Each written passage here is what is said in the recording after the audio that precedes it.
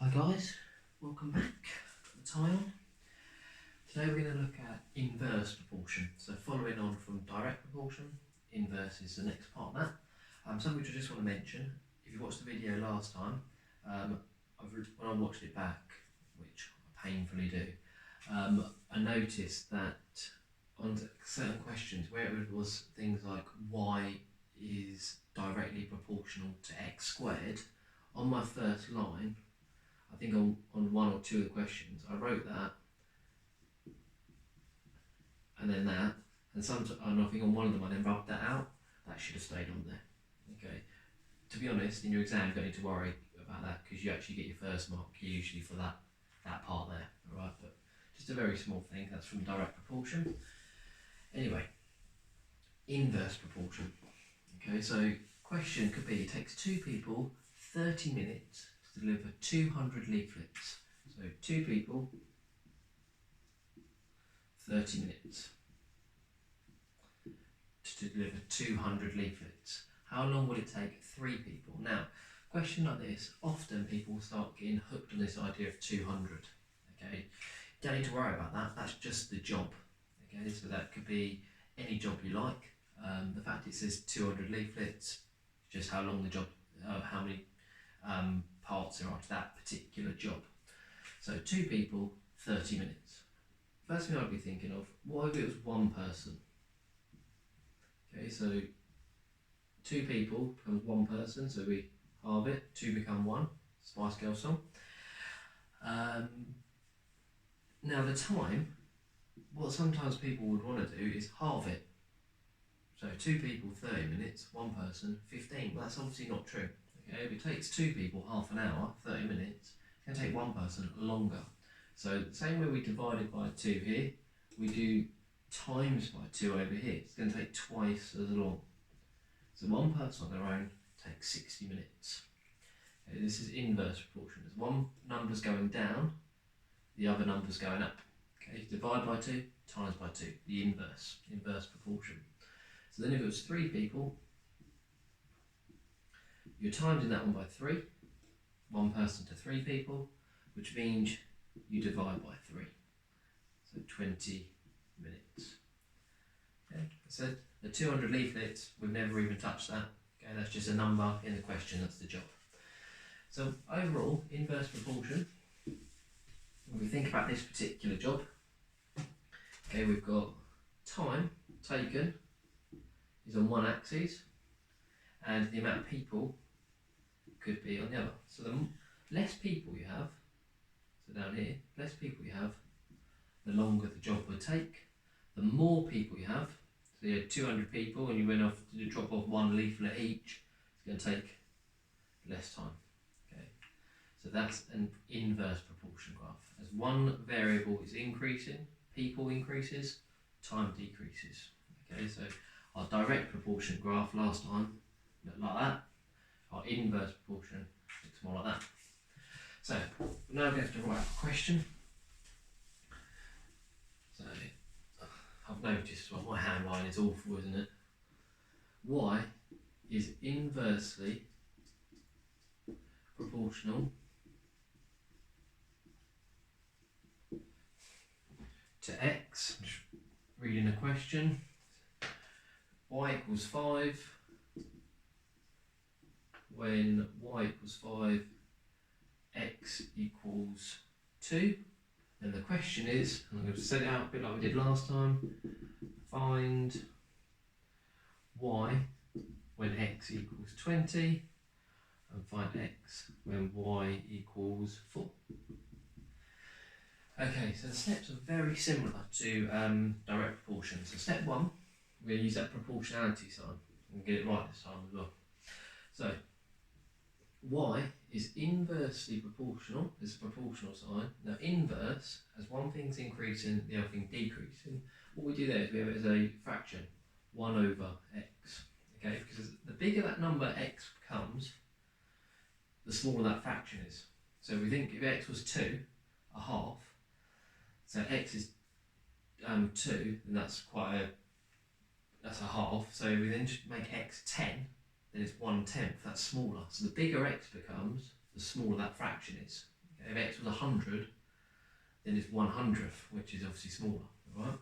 So we start off and it looks like that. Step 2, we introduce k again, so it would be y is equal to k over x. Step 3, we substitute the numbers in the question, 5 and 2. So when y is 5, x is 2. We work out k, so 5 times 2 is 10, k is 10, and step 5, we rewrite our equation. So it's y is equal to 10 over x. We then use that for these questions. Okay, so question A, question B. Question A, you want to work out when x equals 20, so y is equal to 10 over 20. Well, 10 divided by 20 is a half, so y is a half. B, again we're using our y equals 10 over x. This time y is 4, so 4 is equal to 10 over x. So here we're going to do 10 divided by 4 is equal to x, so x is equal to 2.5. Okay, hopefully that makes sense. So 5 steps again. All right, we're going to do a couple more examples. So the next one, y is inversely proportional to the cube of x. So write that down.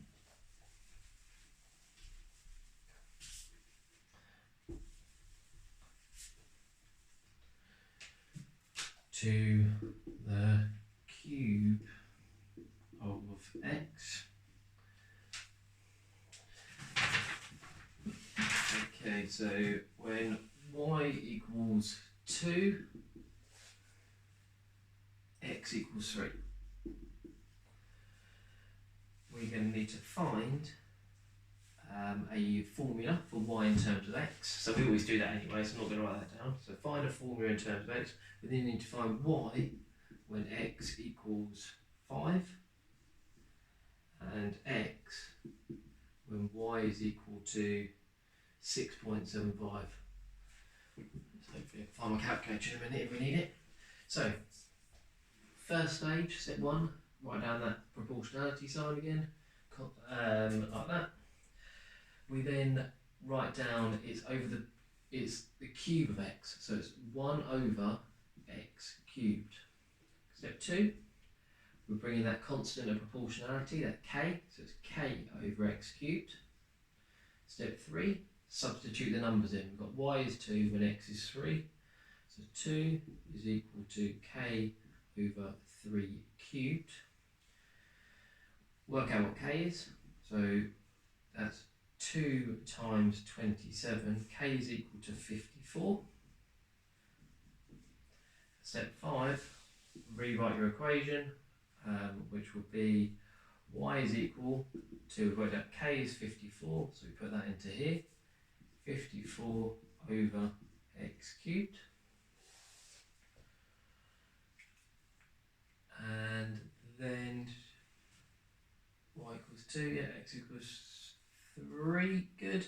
And then we need to calculate y when x equals 5. So when x equals 5, so part A, so that's part A over there, you're going to do y is equal to 54 over 5 cubed. So y is equal to 54 over 125. I always use my calculator. This will be a calculate question to see how it simplifies. 54 over 125 doesn't simplify as a decimal. It equals 0.432. Part B, you use the same thing again. Y is equal to 54 over x cubed. And this time we want 6.75, so 6.75 is equal to 54 over x cubed. Now that you're going to do 54 divided by 6.75 is equal to x cubed, and then you're going to need to cube root it. So 54 divided by 6.75 equals 8, and then you're going to cube root 8. 8, which gives you an answer of 2. Okay, hopefully that makes sense. It's a horrible answer for that one. Okay, question, one more question we're going to go through. So this time, rather than it being inversely proportional to the cube, it's going to be inversely proportional to the square root of x.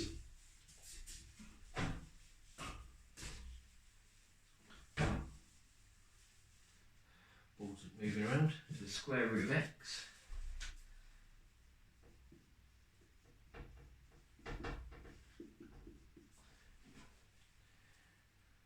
Y equals 2. X equals 9. And the questions are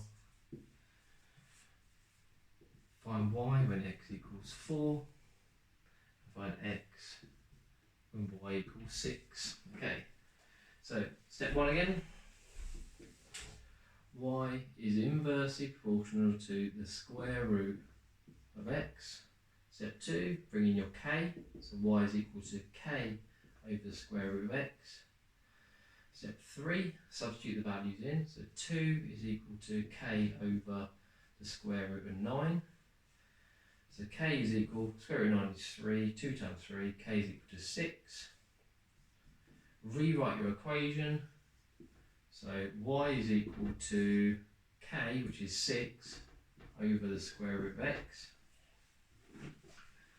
And then we need to use that for part A and for part B. So part A, you're going to substitute in x equals 4, so y is equal to 6 over the square root of 4. So y is equal to 6 over 2, which equals 3.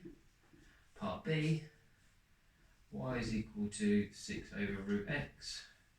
This time you've got it's 6 over here, so 6 is equal to 6 over root x. 6 divided by 6 is 1 is equal to root x, and therefore x must equal 1. And actually, if you square root in, you generally get 2 values, so you plus or minus. Alright. So anyway, that's the inverse proportion. We will move on next time. Hashtag love maths. I'm expecting them all dry today. Keep it real, rock on, peace out, stay safe, pop, pop, pop, skitty cat cat, boom, hashtag love maths.